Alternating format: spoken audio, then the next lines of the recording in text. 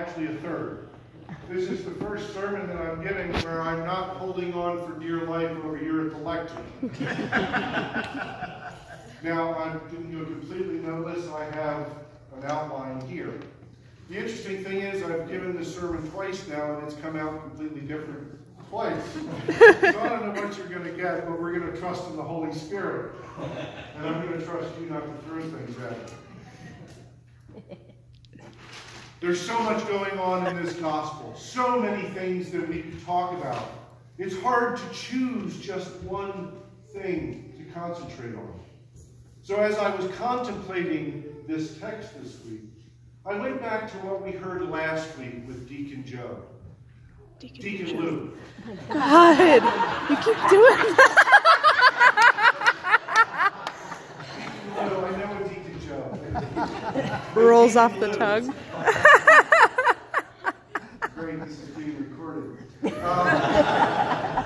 With Deacon Lou. And Deacon Lou's charge to us, we were, if you remember, you were here last week, we didn't do a Eucharist service because Father Mike wasn't here. We had morning prayer and evening prayer on Saturday. And one of the things that he charged us with was to think about, in the absence of the Eucharist, what does it mean to us? What does getting the Eucharist and receiving the Eucharist mean to us individually? So I thought that that might be a good topic to talk about today. John's Gospel, probably more than any other Gospel, is full of symbology and repetition. He takes ordinary things and turns them and points them to something extraordinary. He takes things and normal elements like bread and wine, and he says it's body and blood. So we get all of this rich symbology, but we also get repetition. For those that have made it through these 4 weeks, we've been going through the Gospel of John's Bread of Life discourse. We've had 4 weeks of hearing about the living bread, the bread of life, the bread that has been given, the bread, the bread, the bread. We get the idea that it's probably pretty important that we talk about the bread of life and this living bread. So we've got this repetition and this symbology. But this reading that we have today cuts to the heart of our Christianity. It encompasses everything that is the source and summit of our Christian identity. This reading about the bread of life and the living bread sits there and goes after us, and it brings into us the life of Christ, the inbreaking of the divine into this world. It brings into the story his death, his burial and resurrection, and it brings to us the hope of eternal life. All encompassed in this story of the living bread.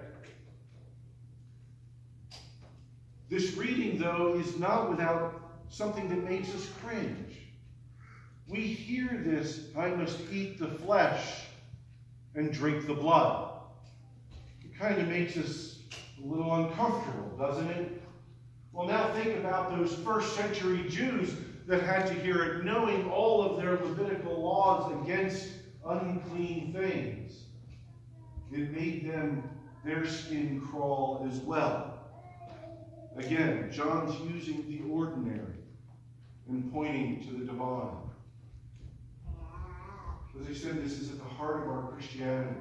And as Episcopalians, we need to understand that this whole reading is incarnational at its core. More than any other denomination, we probably focus on the incarnation more than any others. That moment, that inbreaking of the divine into this world. And John, using that symbology and that poetic language right at the beginning of that gospel.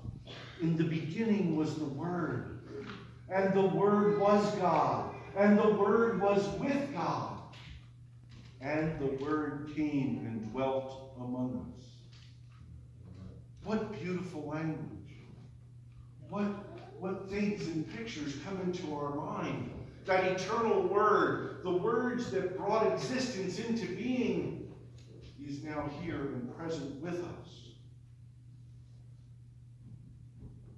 It is through the bread and the wine of communion that we now are members and participants in this incarnation. Jesus came into the world. Jesus gave us this bread and this wine, this body and this blood, and we consume it, and now we are members and partners in this incarnation. It didn't just happen to Jesus. We are the incarnation as well. It's an ontological change. It is a change at the core of our being. When we come here to this altar rail and we take that bread and that wine, we are changed at the core of our being. The foundation of who we are has been altered. Christ is now a part of that. And when we take that wine, that blood which was spilt so violently for us on Calvary in Jerusalem, when we do that, we are asking God and Jesus Christ to be a part of our very essence, to take his essence into ours. We are changed fundamentally from what we were to what we are now.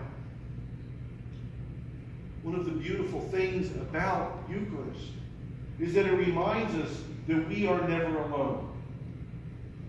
There are times in our lives when we think we know better. We have our own ideas, we have our own thoughts, and we have our own goals, and we go off and pursue them.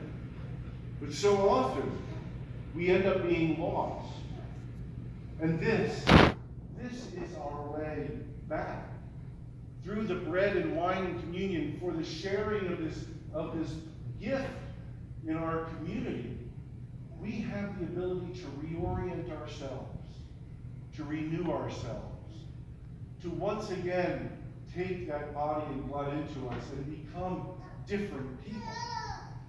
It's really an incredible gift. That gift makes Jesus' story our story. Some people think that we're just reenacting something from an ancient religion that happened 2,000 years ago. But no, it's more than that. We are participating in this divine liturgy that has been going on. And that story, the death, burial, and resurrection of Jesus Christ, becomes our story. It is for us the gift of eternal life that we now participate in. Jesus' eternal life becomes our eternal life.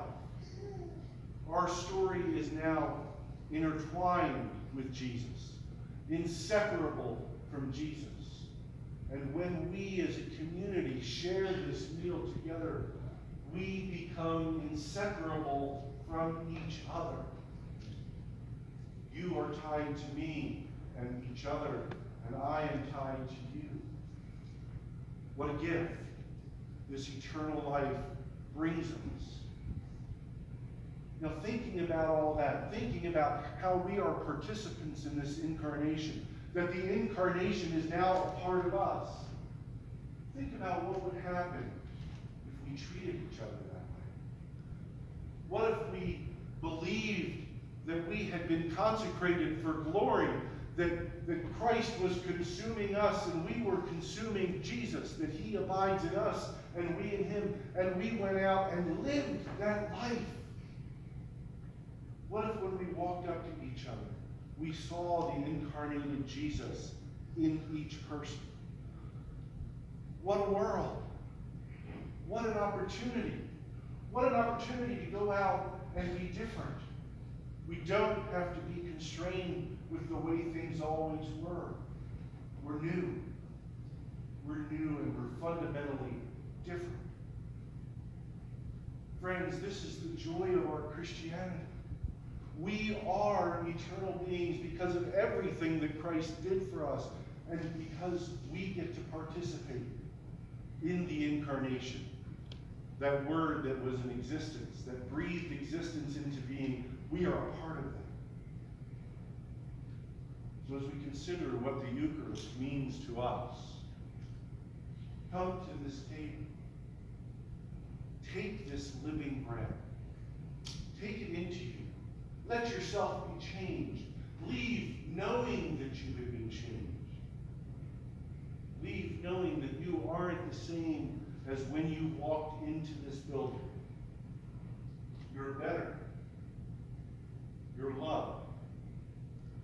And you are forever connected to our Savior, Jesus Christ. Amen. Amen.